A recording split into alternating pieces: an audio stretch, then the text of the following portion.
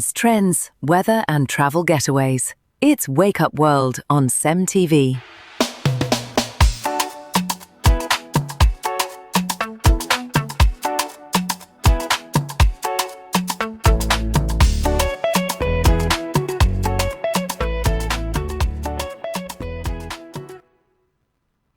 Good morning and welcome to the online trends here on CEMTV's Morning Pulse. I am Emmanuel Tenari, and of course it is a wonderful, cold, rainy and wet morning in the city of Port Harcourt and in most parts of Nigeria, surprisingly, with the likes of Abuja having immense rainfall. Of course, we had none other than the weather oracle herself tell us that, and surprisingly yesterday when she predicted that rains were going to fall around 3 p.m. heavy rains, it came to no surprise to us in our office when all of a sudden it was quiet, and then it was as though heavy rain began falling and we started hailing. We started cheering for the weather oracle, and one of us even had to go downstairs to give her kudos. How did that feel yesterday? No, like people should be accompanying it with money, because when you actually go to all those weather forecasters, especially those local ones that maybe they are rain holders, the rainmakers and all of that. Exactly, you go with something. So you people should be coming to me with something.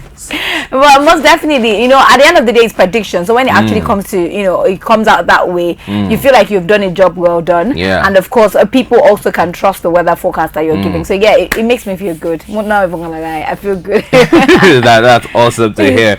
Well, the fact that you want to become one of the gods, demanding sacrifice, please bring money. Maybe one of these days, perhaps, we'll come with goats and be like, no, I'm a Gen Z, what do you call it, oracle. You come with money, just money. That's all I need. You the gods just need cash now. Or any of the, will the gods accept transfer? The gods accept transfer, they do. Transfer they accept, cash they accept, anything, no, food they accept. Yes, like shawarma they accept. The gods, they chop shawarma. Okay. Yes, so modern gods. Well, this morning there was a video online that's making the round with presidential aspirant Peter Obi of the NDC saying on in an interview some things that some would consider to be quite heavy allegations, heavy accusations, but he said it, and it got a lot of people thinking. It had a lot of people asking questions, and some of these questions are what we will address here on CEMTV's online trends in the Morning Pulse. Here's a video of what Peter Obi had to say. The way they are going now, I might not even be alive. Every single thing I do for a living, this government is frustrating it. Deliberately so. Everything. So there's even possibility if they have opportunity, I will not be alive. It's an accusation. I know I get frustration every day. Because you do things that you think they will be normal. It is not normal. They won't come directly and say, oh, we're doing this. But you could see their hand in everything. Attacking everybody who is in opposition personally. Right. I'm being attacked personally. That's why I keep saying I want to bring back unity where there's division. I want to show love, compassion, care. It's gone out of here. The Anansi people I know at the airport, they will not greet me. Because they are fearing that if they greet me, they become targets of the government. Thank you. And I have people send me invitation and say, my daughter is wedding, but please don't come. You see, he made some heavy allegations, like I said before, concerning his economic well-being, the business he is running, and most importantly, his interpersonal relationship. And the question was asked, and I would want to ask that question here. Should political rivalry be moved from politics to economic warfare? Is that what political rivalry should entail? Because of course every government will have their opposition. America, they have the Democrats, they have the Republicans, they have the left, they have the right. Should it be a war? Because rivalry is, okay, this person is saying this and they believe they can do this better than me. What are they saying? Okay, this person is saying if I do it this way, it'll be wrong. I should do it this way to make it better. Why don't I take that, inculcate it into my idea, and make myself better than my opposition? That is healthy rivalry. That is what rivalry should do. And then once the opposition sees that, they say, he did this and added a spin to it. I did not expect that end. Okay, since this is working, let's see which part isn't working and see how we can convince the people that we will do this better than he did or she did. That is what rivalry should be.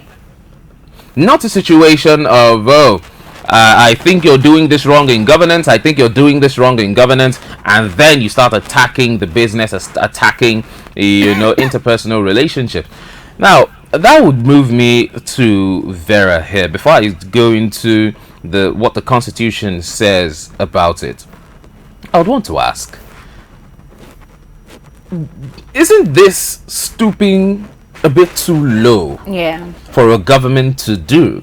Because when we talk about the right to freedom of expression, which is enshrined in the Constitution, everybody has a right to express themselves, and it is the right of a citizen to criticize their government constructively.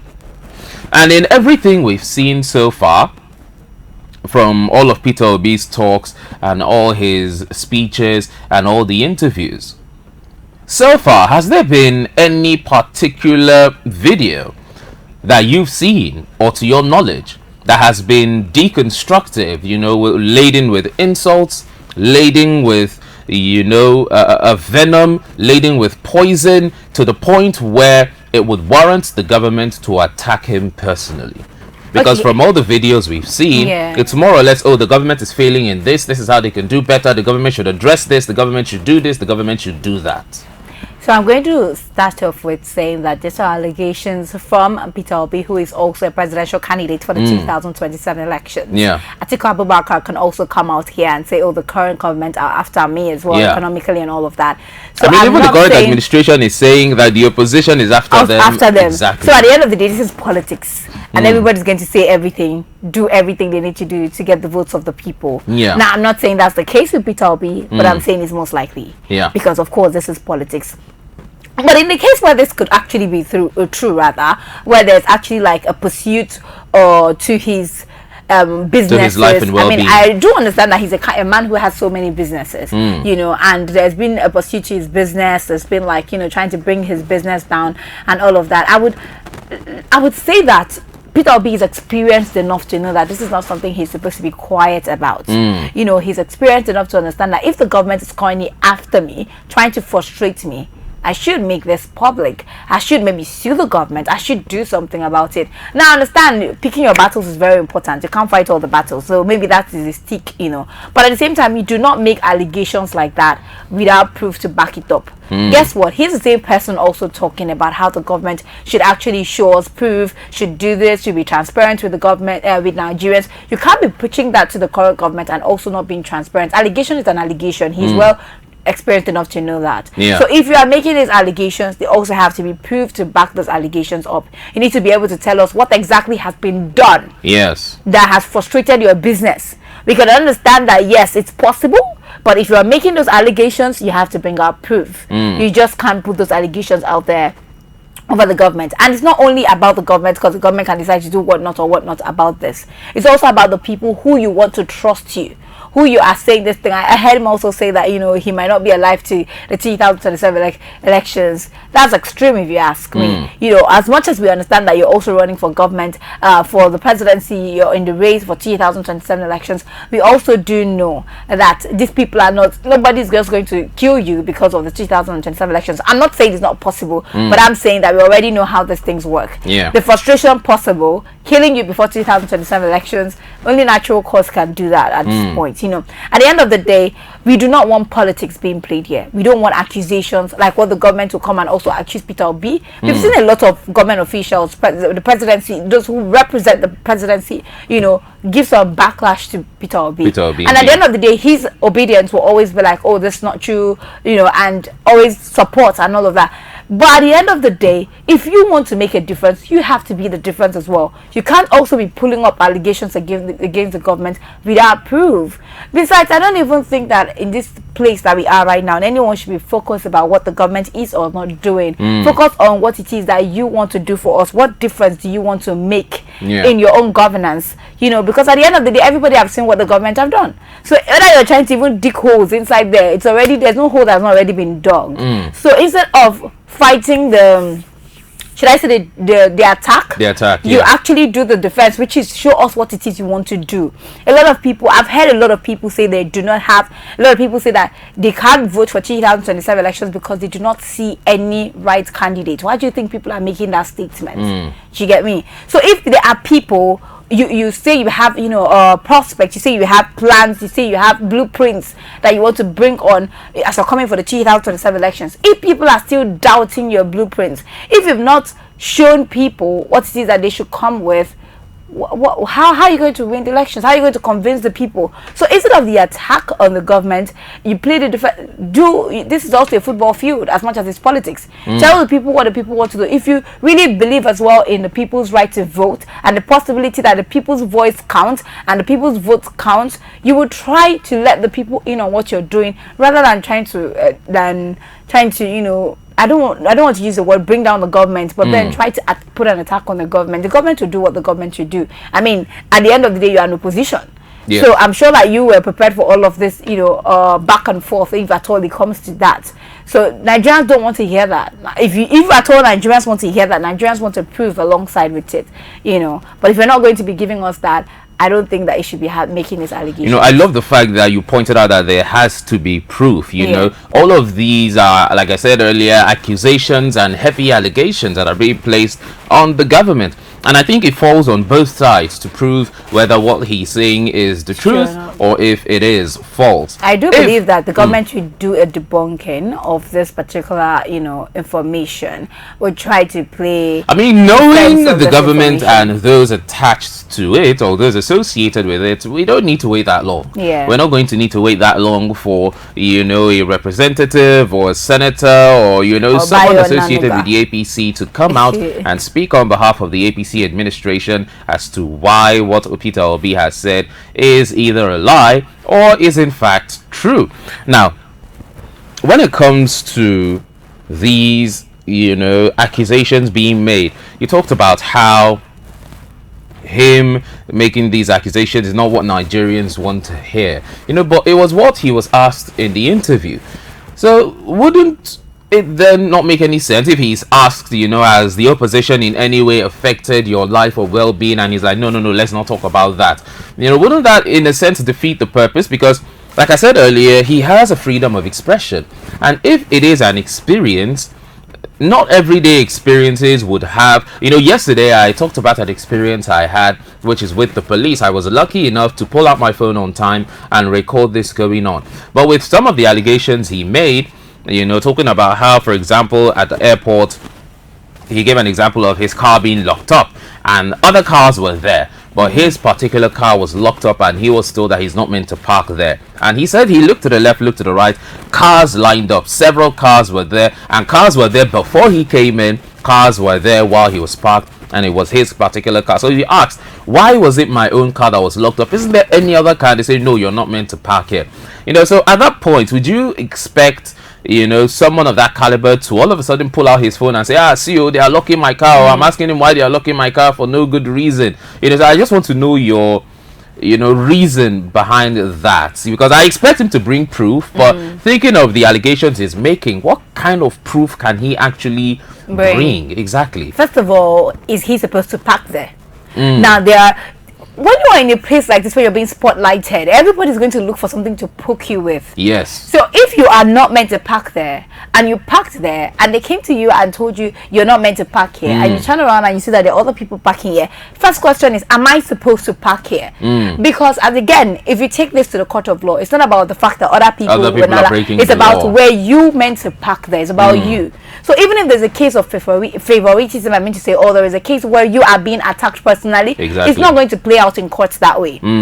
That's one. Two, if at all he wasn't, for any reason, like if at all he was that where he parked was good, and you know there was no fault whatsoever, there was no reason to lock up his car, he can actually take them up to court. He can. I mean, he knows this.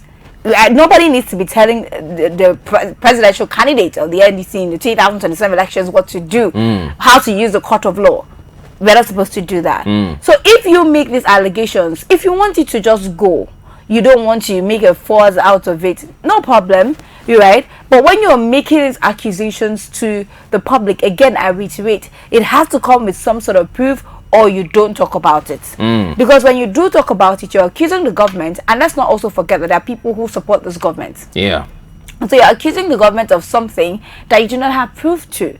Whatever the action the government wants to take about that is on the government. But at the end of the day, fight the battles that you want to choose. The battles you want to fight those ones, and leave the ones you don't want to fight, if you're going to fight them, halfway. Well, before we round up here on the online trends, it is important to know that you have a right to free speech, as long as you are not negatively making comments on the government, calling names and so on and so forth. We understand the pain you may be feeling. We understand, your plight. But at the same time, you need to be civil. You can't be calling someone in office a thief, or calling them names, or calling them, slurs, and expecting them to sit on their backs and take it.